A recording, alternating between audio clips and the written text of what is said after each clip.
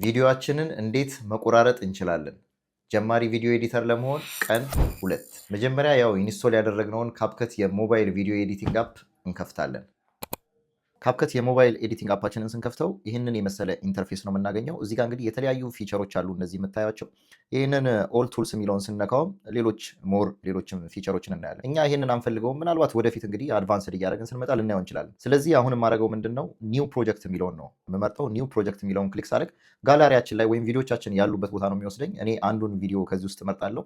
ይሄኛውን ቪዲዮ እመርጥና እዚህ ጋር መቁረጥ የምፈልገው ቪዲዮአችንን እቺ ትሪም የምትለውን በመንካት እዚሁ ጋር የምፈልገውን ነገር ቆርጬ እቺን ራይት ምልክቷን በመንካት ኢምፖርት ማድረግ እችላለሁ። ነገር ግን እዚህ ጋር ከመቁረጥ ግን የሚሻለው ይሄ ያለውን ቪዲዮ እንዳለ አድ እናደርገዋለን።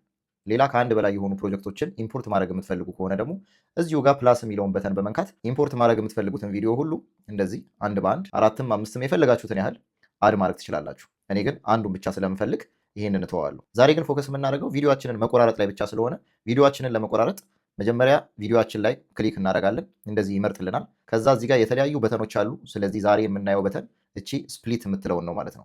ቪዲዮአችሁ እንዲቆረጥ የምትፈልጉበት ቦታ ላይ ታደርጋላችሁ። ይሄኛው መስመር ያረፈበት ቦታ ስለሆነ የሚቆረጠው የምትፈልጉበት ቦታ ካደረጋችሁ በኋላ ስፕሊት የሚለውን ትነካላችሁ።